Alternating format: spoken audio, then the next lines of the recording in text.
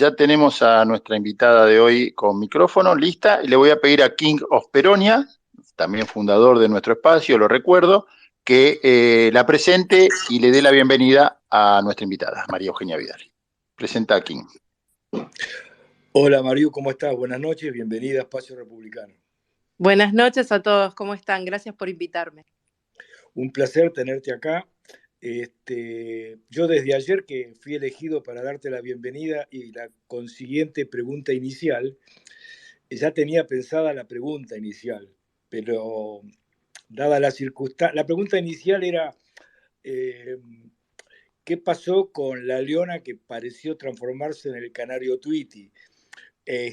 Pero bueno, pero eso si querés después lo contestás, pero acorde a lo que está pasando dentro de la coalición, la pregunta concreta sería, esta imagen de cabaret que estamos dando, que está dando la coalición, ¿cómo la ves vos? ¿Qué es lo que pensás?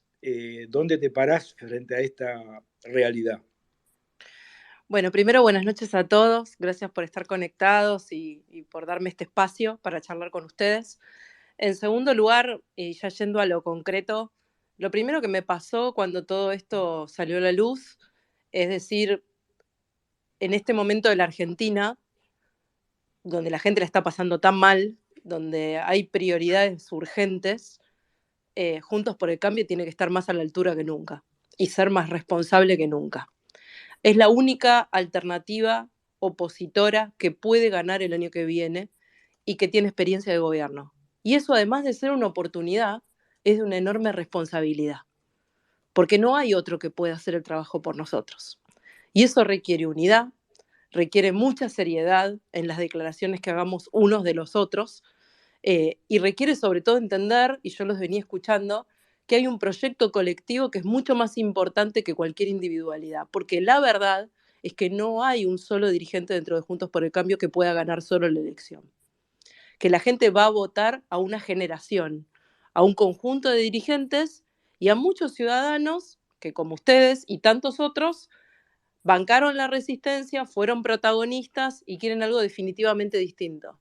Entonces, lo primero que siento es que con estas cosas nos alejamos de la gente y nos alejamos de nuestra verdadera prioridad, que es enfrentar al kirchnerismo. La Argentina no se merece 4 años más de kirchnerismo y nosotros somos los principales responsables de que eso suceda. En segundo lugar, y ya yendo a lo concreto, yo respeto a todos los miembros de Juntos por el Cambio. Con algunos he trabajado directamente, como dentro de los mencionados fueron Ritondo y Ferrari, con otros más indirectamente, pero en ningún caso tengo por qué dudar de ellos. Y en el caso de particular, por el cual habló Lilita, en relación a Ferrari y Ritondo, que fueron parte de mi gobierno, habló de un caso de 2 fiscales que están procesados por narcotráfico, Escapolán y Novo. Y yo quiero ser muy clara, Novo en mi gobierno, en el 2016, fue suspendido, se le inició juicio y antes de que se dictara la sentencia y el fallo que lo iba a destituir, sabiendo que lo iba a destituir, renunció en el 2017. Y Escapolan tuvo su juicio iniciado también durante mi gobierno, con lo cual lejos estamos de cualquier tipo de impunidad o encubrimiento para nadie, además de 43 fiscales o jueces que renunciaron, fueron suspendidos o destituidos por casos de corrupción, cosa que nunca había sucedido en la provincia. Entonces, yo pagué muchos costos, como Lilita y como tantos otros de Juntos por el Cambio, por enfrentar las mafias. Y lo demostré con hechos. Entonces, no discuto subjetividades, discuto hechos. Ahora, lo más importante hoy no es esa discusión. Lo más importante, por supuesto, siempre que hay dudas sobre la transparencia, es aclararlas, pero después entender que nuestra prioridad tiene que estar en otro lado, no en las discusiones internas. Bueno, tomo esto que decís, me parece muy importante, pero ¿qué piensan hacer? ¿Hubo alguna reunión entre todos como para ver cómo salimos de esto? Porque la verdad que es un papelón. Yo creo que las cosas hay que resolverlas y si hablamos tanto de institucionalidad, hay que dar el ejemplo.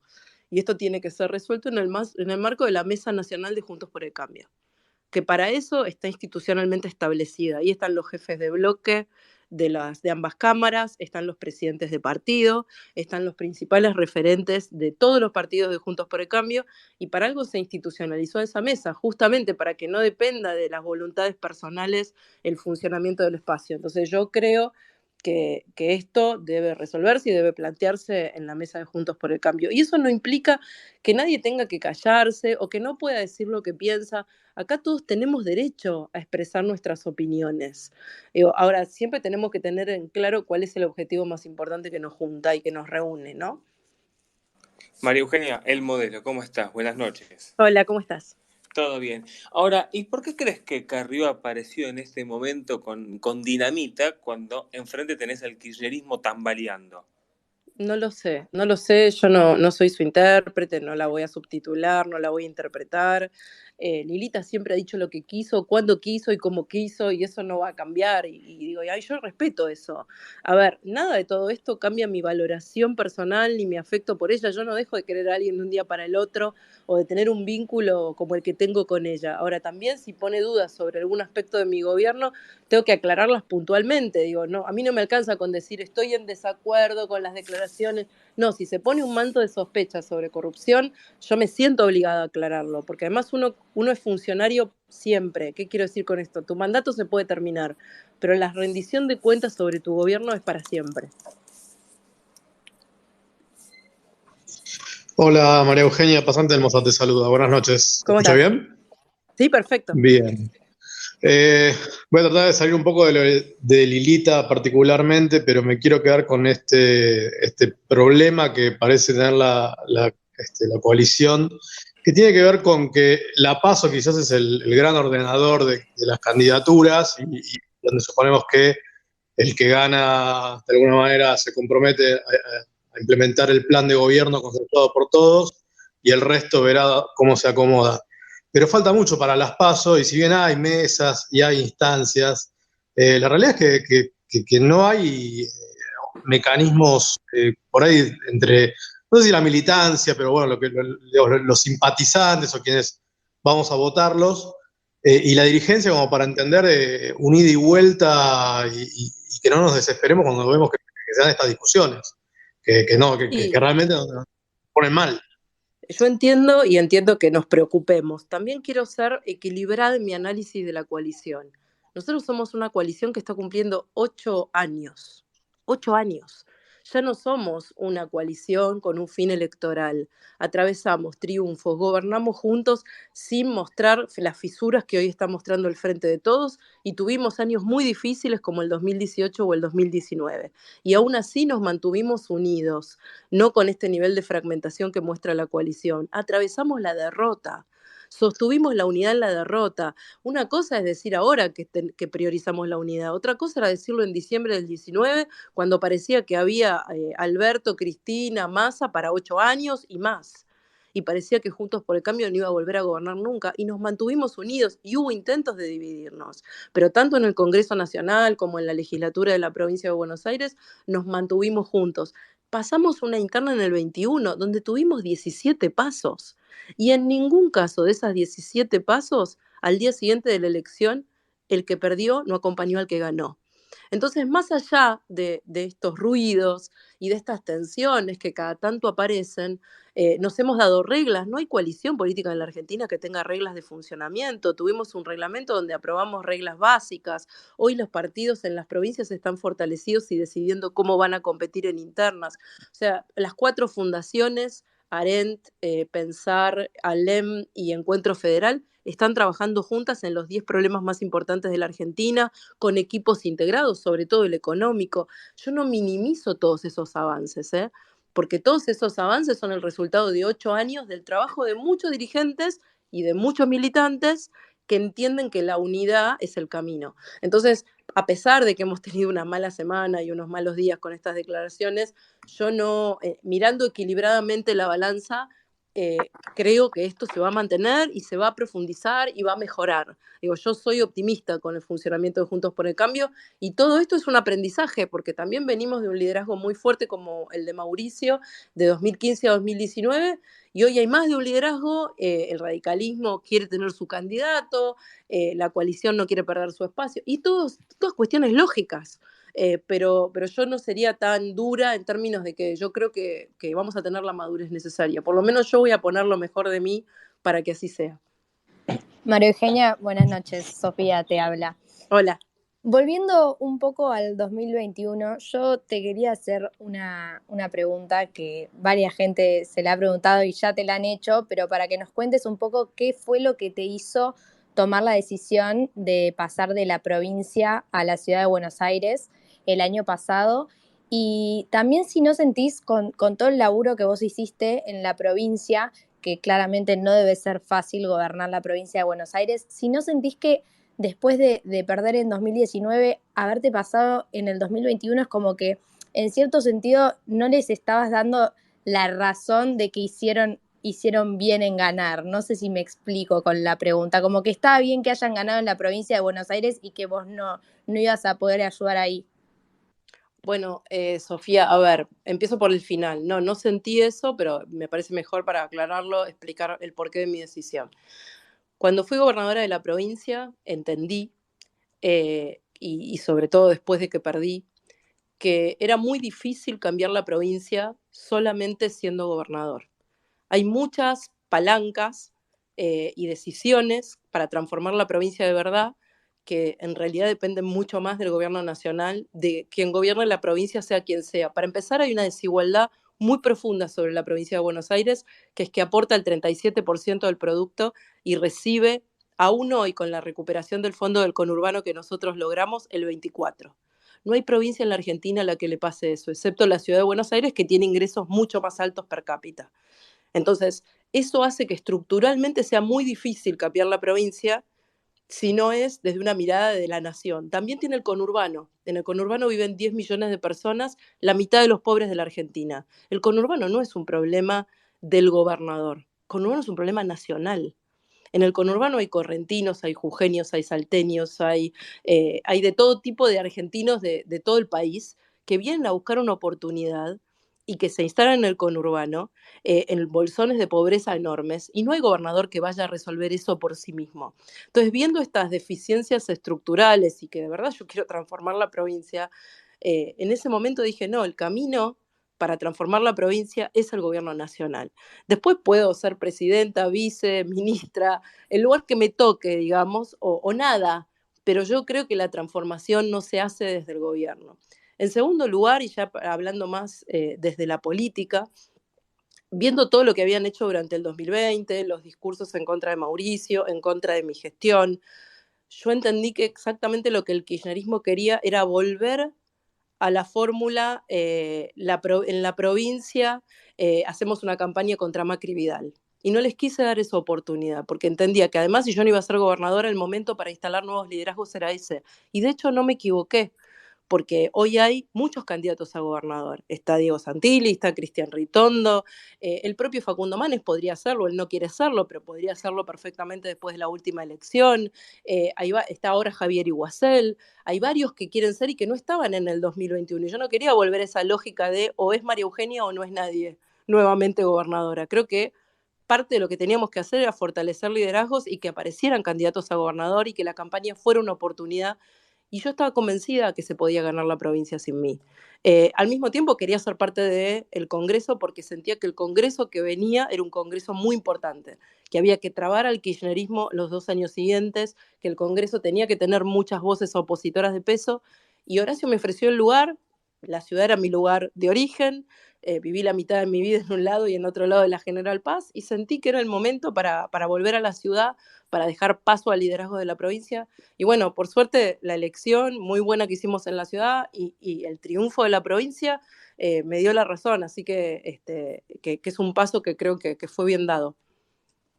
María Eugenia, Facundo Landívar, ¿cómo estás? ¿Cómo estás, Facundo? Bien, todo bien, por suerte.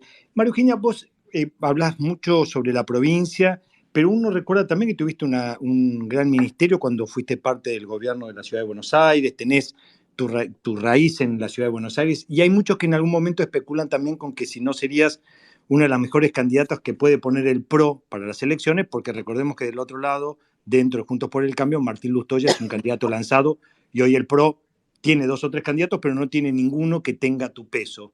¿Te seduce ser jefa de gobierno de la Ciudad de Buenos Aires? Mira, yo lo he dicho públicamente y lo digo ahora y lo digo en privado. A mí lo que más me importa el año que viene es que Juntos por el Cambio, que es la única, como dije antes, alternativa opositora que le puede ganar a este gobierno, gane la elección y transforme de una vez y para siempre la Argentina. Que se marque una raya donde no crucemos y no podamos volver atrás. Mi lugar en eso no es lo más importante. Lo que más me importa es lo que pase con Juntos por el Cambio y por la Argentina el año que viene, no lo que va a pasar con María Eugenia Vidal. Yo tengo 48 años. Tengo todavía bastantes años para seguir haciendo política. Yo voy a ocupar el lugar que tenga que ocupar, desde candidata a concejal a La Matanza, a presidenta o a nada, o si tengo que ser jefa de campaña, o si tengo que apoyar a otros candidatos. Cuando llegue el momento de decidir las candidaturas, yo veré cuál puede ser mi mejor aporte y no solo va a ser una decisión mía, va a ser una decisión también de Juntos por el Cambio. Así es como yo creo que tiene que ser pensada la oferta electoral del año que viene. Y voy a ser consistente con lo que digo, no voy a poner ni mi ego ni mi vanidad por encima de lo demás. Y voy a tratar de ayudar para que nadie de Juntos por el Cambio también lo haga, ¿no? María Eugenia, ¿cómo te va, Captain? Muchas buenas noches. Hola. Ahora se habla mucho del superministro Massa, de más acá, más allá, pero en tu gobierno vos negociaste con él y compartieron, entiendo a mi entender, bastante bien el manejo de las asambleas, de las cámaras legislativas de la provincia y entiendo que fue un apoyo muy positivo. ¿Qué opinás de lo que, digamos, si estás de acuerdo con lo que te digo, pero aparte, ¿qué crees que hay de diferente entre ese Massa y el Massa de ahora? La primera diferencia grande es que en ese momento él era opositor al kirchnerismo y hoy es kirchnerista. Digamos, creo que primero esa es la diferencia más profunda. Cuando, tanto a nivel nacional en el Congreso durante la presidencia de Mauricio, como cuando yo fui gobernadora, hicimos acuerdos parlamentarios con el Frente Renovador. El Frente Renovador era el que en el 2013 se había opuesto a Cristina y se había presentado como fuerza independiente en el 2013, en el 2015 y en el 2017. Nosotros no teníamos mayoría en ninguna de las dos cámaras legislativas de la provincia. Y por supuesto, el kirchnerismo nunca nos votó nada ni acordamos nada con ellos durante los 4 años que fui gobernadora. Entonces, los acuerdos fueron parlamentarios sobre la mesa a la luz del día y eran claros.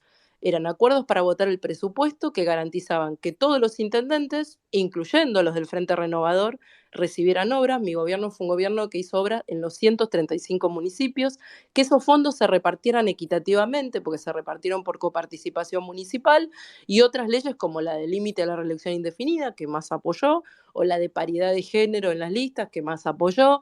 Digamos, todas fueron leyes, las de declaraciones juradas, de obligatorias para todos los funcionarios y la policía y el sistema penitenciario. Esos fueron los acuerdos. No hubo más que otros y duró lo que duró mi periodo de gestión y las minorías legislativas. Desde 2019, cuando él decide volver al kirchnerismo y ser parte del Frente de Todos, nunca más hubo acuerdo, ni en la provincia, ni en lo que respecta a mí con él a nivel nacional, en ningún plano. ¿Qué tal, Mario Elmo, otra vez? Ya que estamos con el tema de Massa y demás, también en su momento se cuestionó unos chats con Máximo Kirchner. Bueno, ¿qué fue lo que pasó? ¿Por qué fue que te escribió o se escribieron? ¿Qué se negoció, si se negoció algo? Si nos podés contar. Primero, yo no hablaría en plural, no son unos chats, es un chat. Bien. Único chat, que fue por un tema puntual, que fue el tratamiento en el Congreso de la Nación de una ley donde se le daba fondos a los municipios de la provincia de Buenos Aires, a todos los municipios, lo cual incluía a los intendentes de Juntos por el Cambio.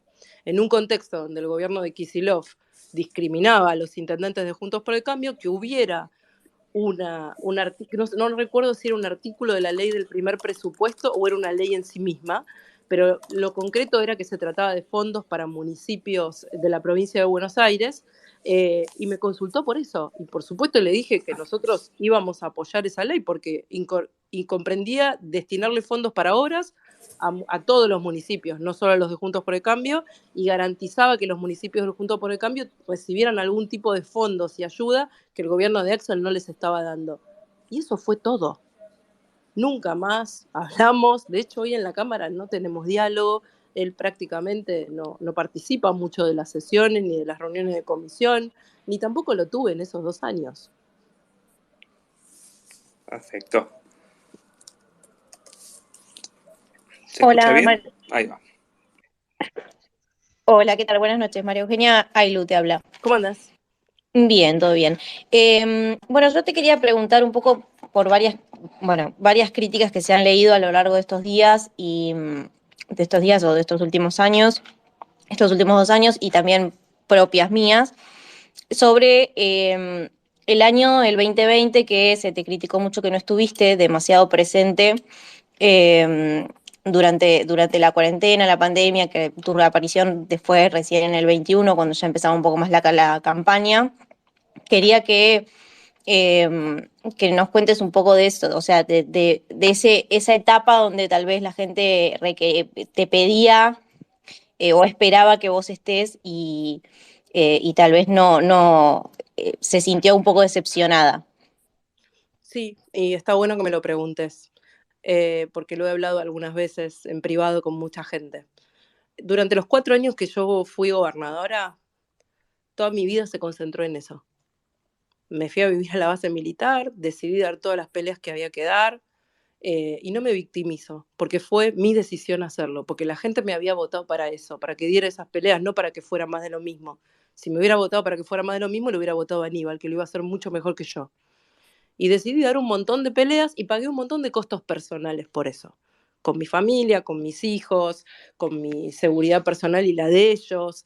Y todo mi tiempo estuvo puesto en la provincia de Buenos Aires. Como decía en ese momento, la provincia era un hijo más. Pero era el hijo que se llevaba la mayor parte de mi vida y de mi tiempo.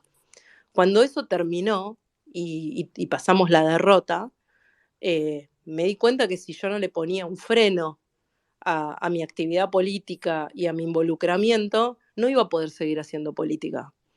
Porque había un límite personal, familiar, un límite humano, te diría yo. Yo necesitaba ese tiempo para poder volver con fuerza a hacer política.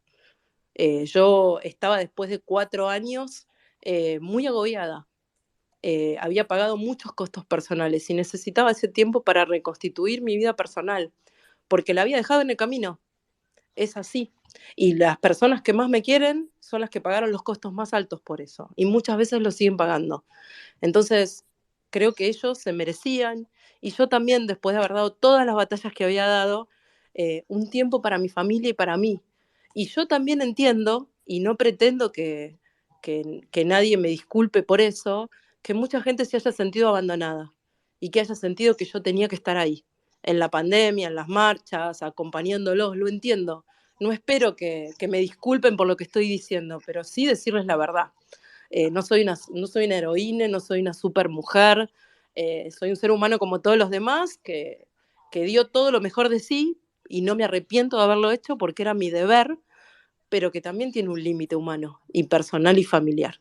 Y necesitaba ese tiempo para mí, no fue ni cobardía, ni desamor, ni abandono ni para los bonaerenses, ni para el resto de los argentinos. Y de hecho volví con mucha convicción luego a hacer política, pero después de ese paréntesis que de verdad necesitaba.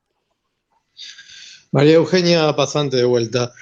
Yo te escuchaba hablar y te definías, bueno, no soy una heroína, necesitaba un tiempo para mi vida personal bueno, es razonable, pero también este espacio que no se caracteriza por necesitar padres, como en la presidencia, como quizás podemos verlo más en el populismo, igual necesita dirigentes con una visión que sea un poquitín más superadora que ganar al kirchnerismo y sacar al populismo, que no es poco. ¿No sentís que falta eso? Digamos, estamos como más pendientes de ganar las elecciones, de ordenar un poquito y salir del fondo, que está muy bien, pero no hay nadie proponiendo un proyecto de país que enamore, no sé, un relato nuevo, algo que nos entusiasme. Coincido que lo que decís de ganarle el kirchnerismo es condición necesaria, pero no suficiente. La Argentina, mira, el año que viene va a cumplir 40 años de democracia.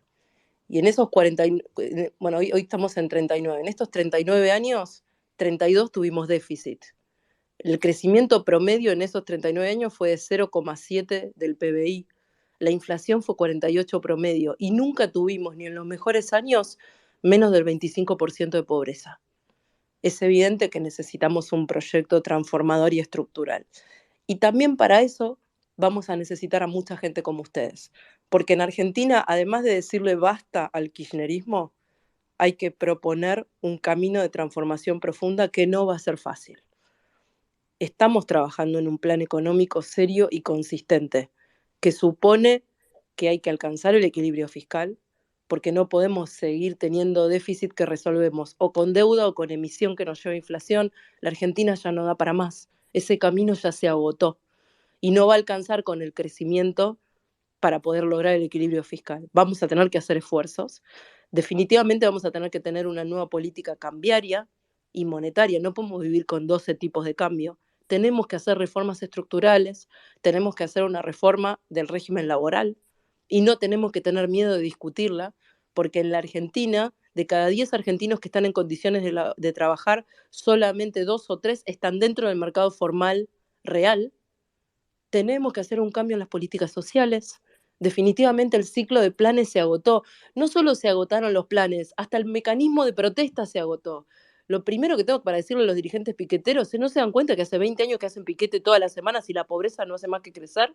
Es evidente que ni el piquete ni el plan les resolvió el problema. Y ninguna es una discusión fácil. En la educación, hoy estuve con Diego Valenzuela en 3 de febrero y está enseñando robótica y programación en un centro de formación laboral. Nosotros tenemos que rediscutir la educación. No puede ser que en las escuelas secundarias todavía no sea obligatorio enseñar robótica y programación. Todavía estamos discutiendo si tienen que comprender textos y leer bien y aprender matemática. Entonces sí, tenemos que tener una épica y tenemos que tener un proyecto de transformación y también tenemos que estar dispuestos a dar las discusiones difíciles, la reforma impositiva, un sistema previsional sustentable, donde no sigamos metiendo gente que nunca aportó a costa de los mismos que aportaron toda la vida. Tenemos que encontrar, digamos, nuevas definiciones y animarnos a dar las discusiones difíciles, porque el relato no puede ser más un relato de salida fácil, ni solamente, como decís vos, y en eso coincido, de que alcanza con ganarle al kirchnerismo. María Eugenia, aquí Cluny te saluda, buenas noches. Hola, ¿cómo estás? Sí, no es el verdadero Cluny, no. Además está aquí que saco Bueno, me habías escuchando, hecho ilusionar, te digo. No, que además está aquí que escuchando, ni loco. Bueno, yo tengo alguna pregunta de la audiencia que te voy a trasladar, María Eugenia. Un poco, hay más de una, pero bueno, Marta Jauregui, no sé si sabes que estamos transmitiendo por YouTube también, y hay mucha gente que, como hay problemitas de audio, se fue a YouTube, tenemos un montón de gente, hoy es récord. Y Marta Jauregui y otras personas están preocupadas por las PASO, que vienen el año que viene, y un poco por el dedazo. Entonces están planteando, no se pueden hacer elecciones internas en el PRO antes, no se puede afiliar más gente. Esto es un tema que me gustaría que si podés desarrollar un poquito, porque hay mucha confusión con eso. Y digamos, un poco la idea es hacer elecciones internas antes de las PASO o algo por el estilo. ¿Es posible eso? Yo lo veo difícil por varias razones. Primero, hay una parte importante de nuestro electorado que no se afilia ni se afiliaría. Digamos, que no tiene esa práctica de militancia política. No todos quieren afiliarse a un partido político. Mucha gente, sobre todo muchos jóvenes, ya no ven esa práctica como una práctica que los convoque. Pero aún afiliándose, y hemos hecho muchísimas campañas de afiliación, el problema no es tanto que el partido te afilie, sino que la justicia electoral te valide la ficha de afiliación. Es un tema técnico, pero lleva muchas veces mucho tiempo. Vos podés afiliar mucho como espacio político, pero después la justicia electoral se toma mucho tiempo para validarte esas fichas. Además de que el padrón del PRO, que ya es un partido que va a cumplir 20 años, es un padrón que se fue conformando, por ejemplo, con la unificación con Recrear en su momento. Entonces tiene padrones de afiliados que ni sabemos quiénes son. Digo, que en un principio, en algún momento, hace 20 años se afiliaron, pero ahora pueden no estar más afiliados o pueden estar militando para otro espacio político. Entonces yo no creo que la interna partidaria sea la herramienta, además de que nunca creí mucho en las internas partidarias. Me parece desde ese lugar que la PASO es un mecanismo más transparente, porque permite que todos los ciudadanos vayan a participar de una interna democrática. ¿Y pensás que va a haber pasos con múltiples candidatos del PRO o va a haber una lista única? Yo creo que sí. A ver, yo creo que sí, que seguramente va a haber paso. que previamente vamos a tener una discusión y un debate sobre qué es lo mejor. Yo acá también quiero ser muy honesta en mi opinión. En este objetivo que tenemos de transformar la Argentina y superar esta etapa, este ciclo populista, es muy importante que no pongamos el carro delante del caballo. Nuestra oferta electoral tiene que ser estratégica, como lo fue en el 2015. En el 2015, la PASO de Lilita, Ernesto Sanz y Mauricio fue estratégica y tenía que ver con validar la candidatura de Mauricio y mostrar la unidad de Juntos por el Cambio. De la misma manera tenemos que funcionar ahora. ¿Qué quiero decir con esto? Nosotros tenemos que plantearnos primero cuál es la mejor estrategia electoral para ganarle al frente de todos y luego acomodar las candidaturas. No es al revés. Porque si no, estamos poniendo el carro delante del caballo. Acá ninguna aspiración es más importante que el proyecto colectivo. Y hoy yo voy a dar esa discusión. Después, por supuesto, si no nos ponemos de acuerdo en la estrategia electoral, están las PASO para dirimir la competencia y la candidatura interna. María Eugenia Aylú de nuevo. Con esto que estás diciendo de Juntos por el Cambio y del proyecto colectivo, ¿están preparando algunas medidas económicas? Porque sabemos que la situación está muy complicada, no sabemos si ellos llegan al plan que calculamos que es llegar al año que viene o esto puede explotar antes, y Cambiemos tiene que estar preparados en caso de asumir un nuevo gobierno de lo que tiene que agarrar en cuanto a la economía. ¿Están en ese tema? ¿Están haciendo planes económicos en conjunto? ¿Cómo se están manejando con eso? Sí, dentro del PRO hay un equipo grande trabajando, te diría muy grande, que hoy está coordinado por Hernán Lacunza, pero también está Luciano Laspina, está Guido Sanleris, está Ernesto Jadrowski, está Lucas Liach. No me quiero olvidar, porque voy a ser injusta seguramente con muchos que no menciono, pero hay por lo menos 20 economistas de primer nivel y varias decenas más trabajando. Y trabajando en un plan económico bien concreto, integral, porque nosotros no podemos decirle al oficialismo que no tiene un plan y nosotros no tener el nuestro. Y para estar listos desde el primer día. Por supuesto que hay algunas definiciones que se van a tomar, sobre todo después de la PASO. ¿Por qué? Porque muchas de las medidas económicas dependen de las condiciones iniciales de las cuales recibas el gobierno.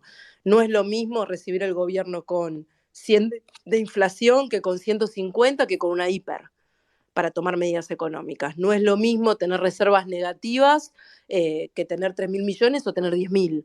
Entonces depende mucho de las condiciones iniciales en algunas medidas económicas para tomar las medidas definitivas. Pero eso se va a hacer los meses anteriores si la gente nos da la oportunidad para asumir el gobierno.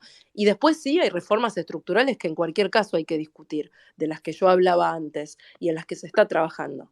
Y más o menos, a ver, el Juntos por el Cambio está formado por varios partidos, donde ahora también está dentro, desde el año pasado, López Murphy y el liberalismo. ¿Están dentro de todo todos alineados? Radicalismo, PRO, coalición cívica, liberalismo, más o menos están todos trabajando juntos con una misma, como diciendo, bueno, no importa el que venga, más o menos el plan económico, más allá de lo que decís, de que después hay que ver cuando se asume cuál es la realidad. Pero más o menos hay un plan que dice, bueno, el que asuma dentro de todo esto está, no importa quién sea. Estamos en ese proceso y mi aspiración es que para el año que viene eso esté bastante consolidado, donde no importa quién sea el candidato, que el plan sea el mismo para todos. De hecho, el Gerardo Morales, el radicalismo, ha propuesto a Eduardo Levi Sellati, que es un economista que yo también respeto mucho. Está Ricardo López Murphy con sus equipos. La verdad es que hoy Juntos por el Cambio tiene muchos economistas sólidos. Bueno, yo compartí campaña con Martín Tetaz, que también es un economista muy sólido. Hay muchos que saben y que están trabajando y están siendo consultados y dan su opinión. Si vos me decís, ¿ya tienen un plan único que todos Juntos por el Cambio? No. ¿Está en proceso? Sí, está en proceso. Y las 4 fundaciones están integradas trabajando. ¿Sabes, Mario? Tengo que sacarte de la zona de confort, por así decirlo, y meter otra pregunta picante que me quedó en el tintero.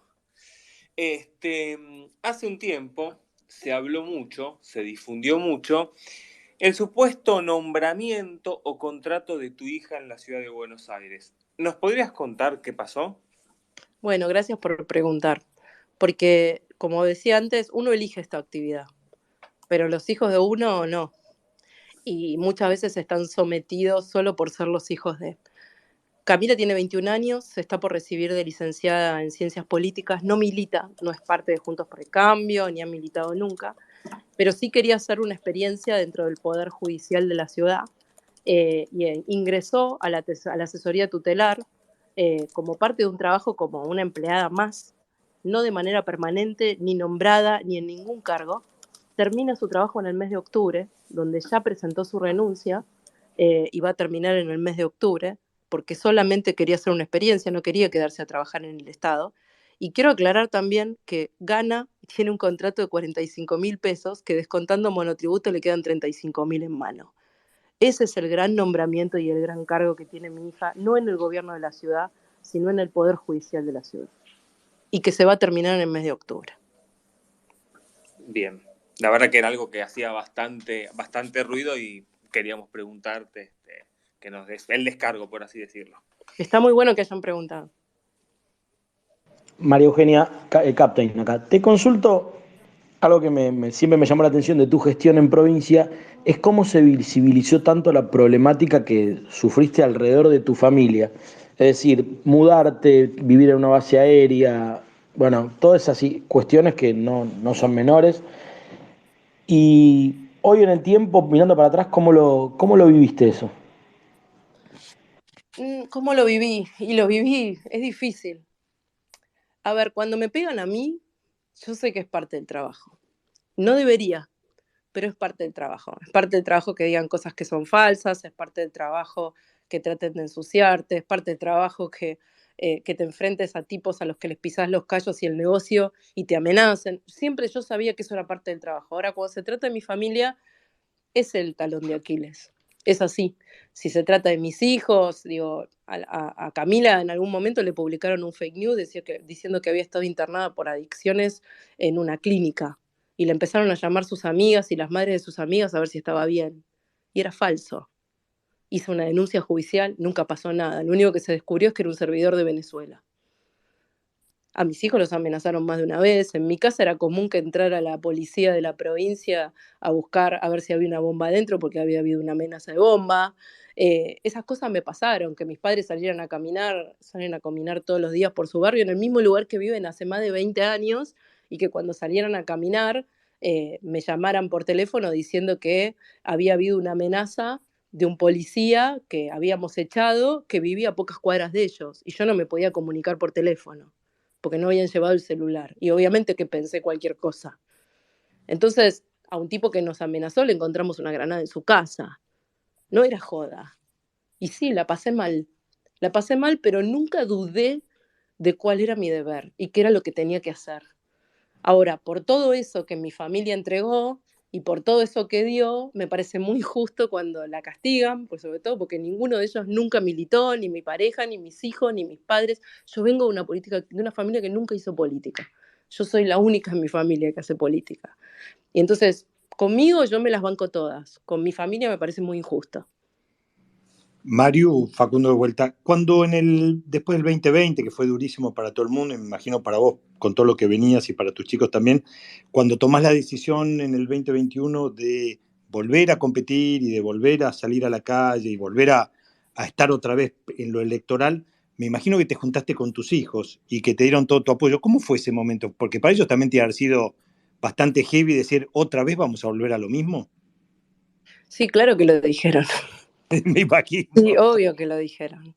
¿Y cómo lo llevaron? Lo dijeron primero desde dos lugares, ¿no? Yo traté de formar siempre una familia de mucha libertad y donde todos somos felices con lo que al otro lo haga feliz y lo haga crecer. Y respetamos su elección, por supuesto, siempre dentro de determinados valores. Entonces, así como yo voy a respetar siempre lo que ellos elijan y voy a hacer todo lo posible para que lo puedan hacer desde el mejor lugar, ellos lo hicieron conmigo.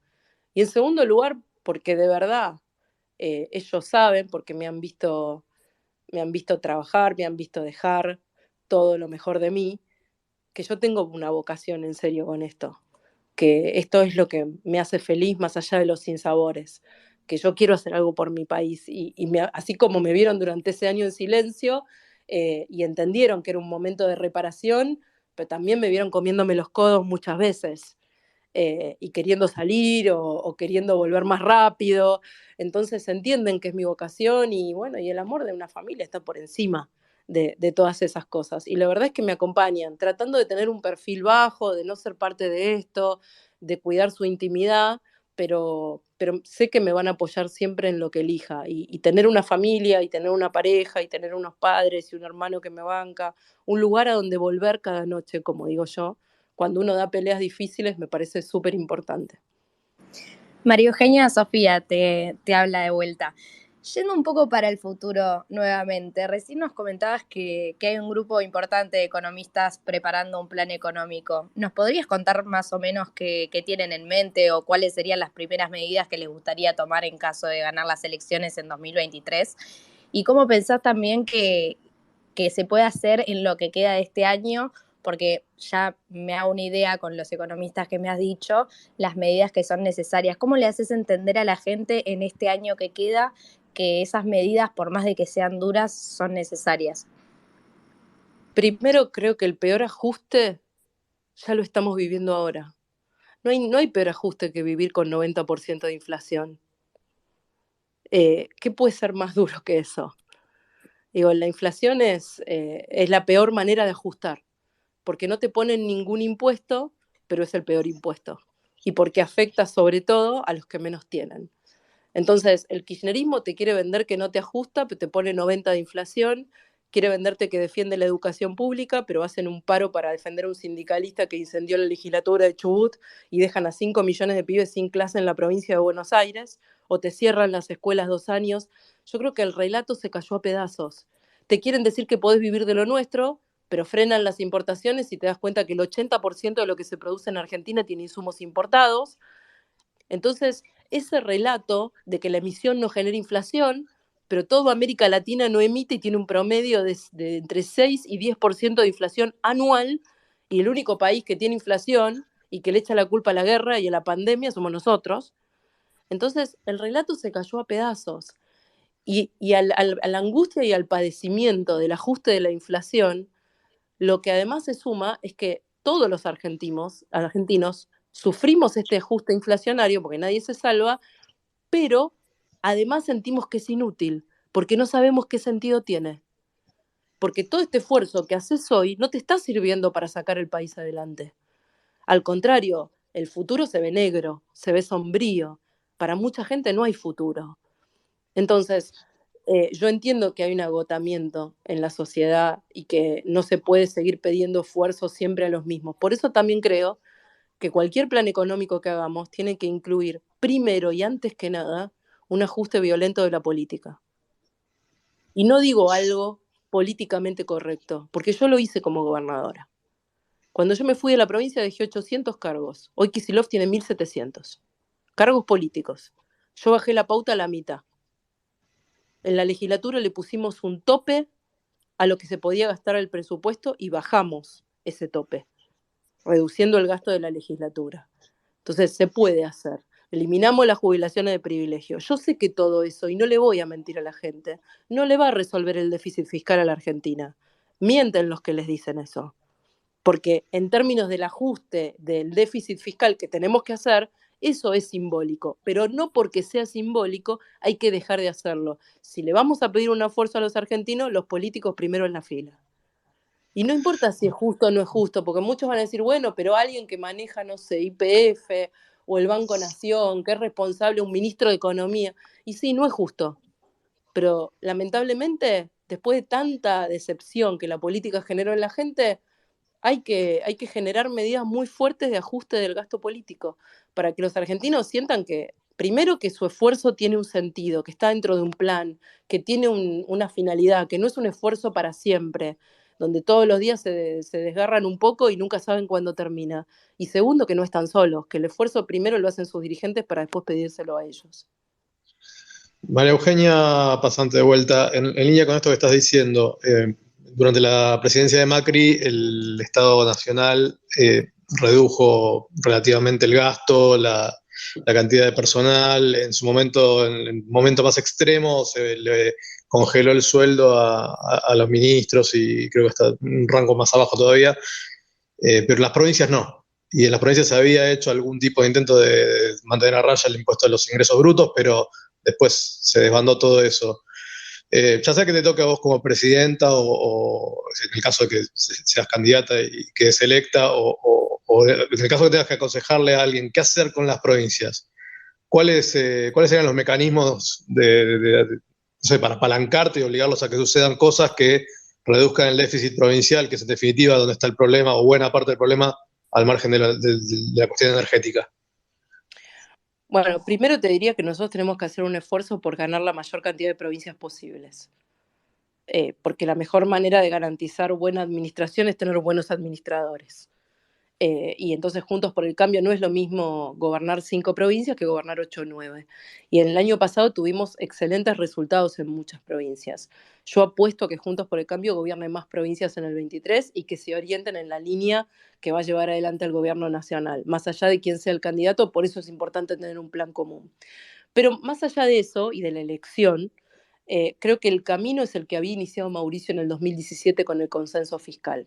Fue el primer consenso fiscal que se firmó, creo que desde 1993 o 1994, cuando Menem era presidente. Y todos nos habíamos comprometido a bajar ingresos brutos, y si ese consenso hoy estuviera vigente, entre este año y el que viene llegaríamos a ingresos brutos cero en todo el país. Lejos, el ingresos brutos es uno de los impuestos más distorsivos de la Argentina. Porque además no lo ves en la factura, pero lo pagas igual. En cada cosa que compras estás pagando ingresos brutos que le hiciste pagar a la producción, y en varias provincias. Entonces, tenemos que volver a ese consenso fiscal que primero Alberto suspendió y después terminó derogando. Y que estaba en el buen camino, porque no solamente establecía la reducción gradual de ingresos brutos, sino que además establecía que si las provincias tenían superávit tenían que invertirlo en bienes de capital, en infraestructura, en obras, y no en gasto corriente, que el personal no podía crecer más de lo que crecía la población. Tenía límites claros y orientados a una mejor administración. Yo retomaría ese camino sin duda. Y con las provincias más imposibles, no sé, un Formosa, un Santa Cruz, que sabes que no las vas a ganar porque están tan enquistados y no hay manera de quebrar esas estructuras. ¿Qué hacemos? ¿Se intervienen? ¿A quién te gustaría poner como interventor en caso de que sea esa la mirada que tenés? Yo creo que el interventor es un recurso, la intervención es un recurso de última instancia. Pero yo no creo que haya provincia que no se pueda ganar. Y te lo digo desde la experiencia de haber ido a la provincia de Buenos Aires con un intendente en el conurbano del PRO y 16 intendentes radicales, sobre 135. Yo no tenía aparato, no era conocida. Por supuesto, tenía el respaldo del PRO y tenía el respaldo de distintas fuerzas políticas, pero la verdad es que hicimos una elección épica. Cuando la gente quiere cambiar, cambia. Incluso en provincias donde el poder ha estado enquistado. De hecho, mira, el último domingo tuvimos elecciones en Santiago del Estero. Yo veía que el título de diarios es Zamora ganó en 27 de los 28 municipios o 26 municipios que estaban en juego. Juntos por el Cambio se incrementó más de 10 puntos desde la última elección y Zamora bajó. Entonces, lo mismo vimos en provincias que eran bastiones del peronismo o de otros partidos, en San Juan, en Chaco, en Salta, en Tucumán. Hicimos elecciones tremendas el año pasado. Entonces yo apuesto a que ganemos democráticamente esas provincias. María Eugenia, te quiero hacer una pregunta que me interesaría ver por tu relación, por tu vínculo y por una cuestión personal, pero en realidad esta me la hizo un compañero acá de la audiencia que es el famoso Casi Bueno. Me gusta la pregunta, por eso la hago mía también, pero viene de Casi Bueno. Es un usuario de Twitter muy conocido. En base a tu relación personal que conocemos y qué sé yo, ¿qué opinión te merece el rol de la Iglesia en nuestro país y del Papa en particular como institución? A ver, primero me pasa con la Iglesia, cuando hablamos de la Iglesia, me pasa cuando hablamos de la política, cuando hablamos de los medios. Finalmente es un conjunto de personas que no son todas iguales, ¿no?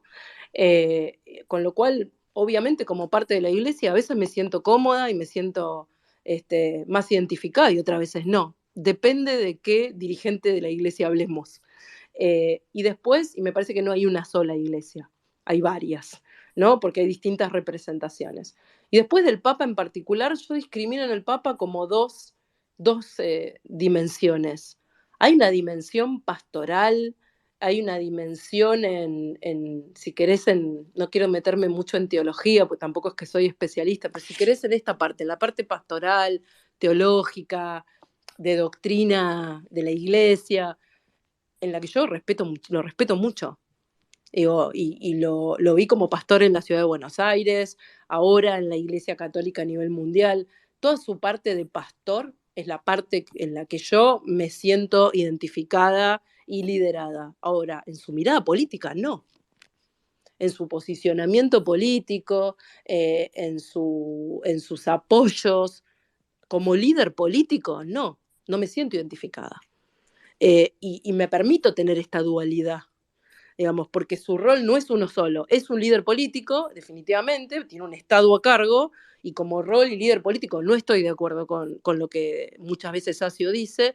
Ahora, como pastor católico y en su teoría y en su doctrina y en lo que ha escrito y en sus encíclicas, como católica sí me siento identificada. Bueno, ¿qué tal, Mario Quinos Peronia de nuevo? Yo tengo creo que la última pregunta, te vamos a dejar descansar un poco, y desde ya agradecerte la buena voluntad y el tiempo que dedicaste a estar con nosotros.